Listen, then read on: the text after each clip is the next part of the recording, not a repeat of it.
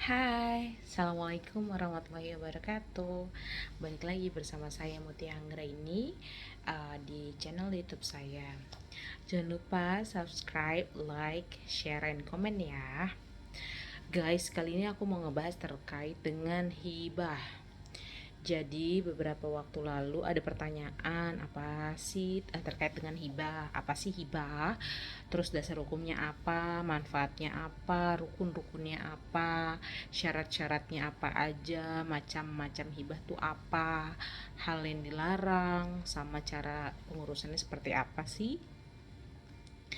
uh, aku kasih pengertian ya di sini apa sih hibah itu.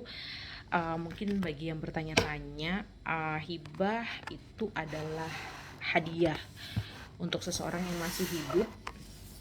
Yang definisi lainnya, hibah adalah pemberian secara sukarela untuk orang lain.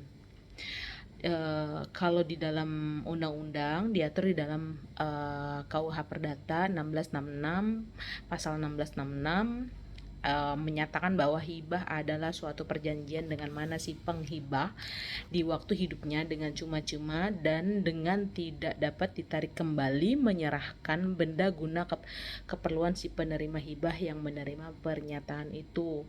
Sedangkan berdasarkan KBBI atau Kamus Besar Bahasa Indonesia, pengertiannya adalah pemberian sukarela dengan mengalihkan hak atas sesuatu kepada orang lain. Dalam pemberian hibah ada yang namanya dana hibah. Dana hibah adalah suatu pemberian untuk orang lain dalam bentuk uang, barang atau jasa. Biasanya hibah dapat dilakukan tanpa adanya ikatan pernikahan atau hubungan darah. Hibah juga sering dijumpai dalam kehidupan sehari-hari, seperti dalam hal pengurusan kenegaraan, pendidikan, kegiatan sosial, hingga keagamaan. Kalau dasar hukum yang mengatur tentang hibah ini diatur di dalam pasal 1666 KUH Perdata untuk definisinya. Terus kemudian hibah dapat dilaksanakan dalam diatur dalam 1682 KUH Perdata yang menyatakan bahwa tiada suatu penghibahan pun kecuali yang termaksud dalam pasal 1687 dapat dilakukan tanpa akta notaris yang naskah aslinya harus disimpan pada notaris, dan bila tidak dilakukan demikian maka penghibahan itu tidak sah. Naskah aslinya harus disimpan notaris. Ya, dalam pemahaman pasal 1687 dijelaskan bahwa hibah yang menggunakan jenis benda yang bergerak dan berwujud seperti surat piutang tidak dilakukan pembayaran dengan cara tunduk.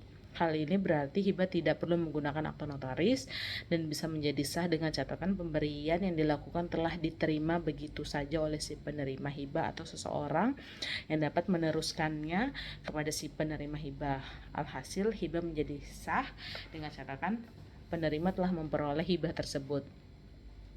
Terus kemudian di pasal pelaksanaannya di dalam peraturan pemerintah nomor 24 tahun 97 tentang pendaftaran tanah berlaku, tiap pemberian hibah hibah tanah dan bangunan harus dilakukan dengan akta pejabat pembuat akta tanah atau PPAT.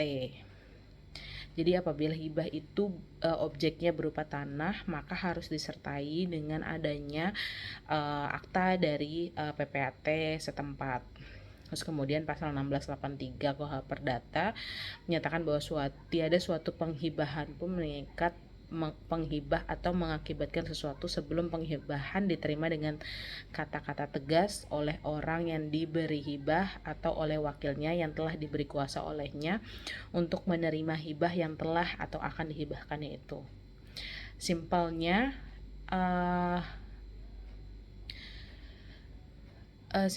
tuh harus ada ijab kabul kali ya, kurang lebih. Jadi ada siapa dari siapa, diterima oleh siapa gitu. Dinyatakan secara tegas atau face to face tanpa adanya kalaupun lewat perantara dia harus menunjukkan surat kuasa tertulis ya karena bentuknya surat jadi tertulis ya, mungkin sebagai bukti juga. Terus kemudian jika penerimaan itu tidak dilakukan dengan akta hibah, maka penerimaan itu dapat dilakukan dengan suatu akta otentik. Kemudian yang naskah aslinya harus disimpan oleh notaris, asal saja hal itu terjadi waktu penghibah masih hidup. Dalam hal demikian maka bagi penghibah, hibah tersebut hanya sah sejak penerima hibah itu diberitahukan dengan resmi kepadanya. Jadi selain PPAT, notaris juga dapat memberikan aktanya untuk menyatakan adanya hibah. Manfaat dari hibah bisa dirasakan terutama di sisi penerima hibah tentunya, karena ada pemberian secara cuma-cuma dari pemberi hibah kepada penerima hibah. Yang pasti merasa bahagia ya, karena mendapatkan suatu pelimpahan harta atau objek tanah biasanya. Selain itu, memberikan hibah kepada orang lain juga dapat mempererat hubungan satu sama lain, dan khususnya hibah untuk objeknya itu tanah. Biasanya orang yang menerima hibah akan merasa bahagia. Hibah juga dapat digunakan sebagai bentuk pemberian kepada yayasan pendidikan, yayasan sosial, keagamaan juga, hingga tempat-tempat umum. Hibah itu ada rukunnya. Yang pertama, yang pasti ada pemberinya. Yang kedua, ada penerima hibahnya. Terus ketiga tuh ada objeknya atau barang yang dihibahkan. Yang keempat itu ada tanda terima. Tuh. Terus syarat-syaratnya,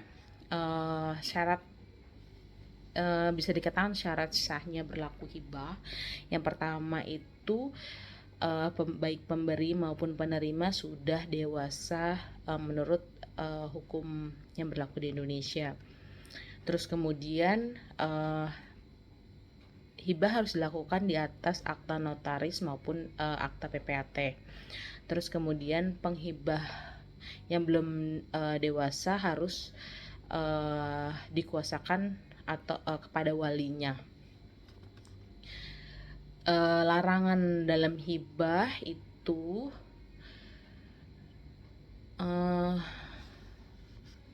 larangannya yaitu yang pertama harus dilakukan, yang pasti harus sesuai dengan peraturan perundang-undangan.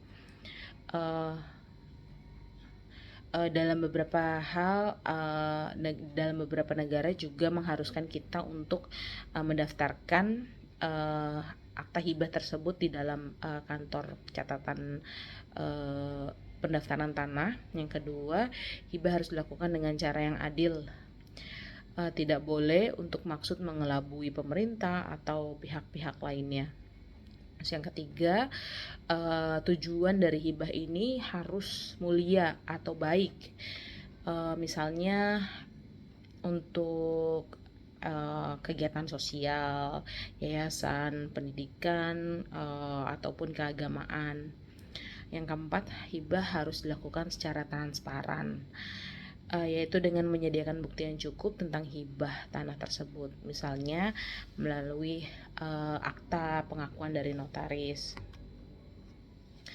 Nah, pertanyaannya sekarang adalah apa perbedaan wakaf dan hibah?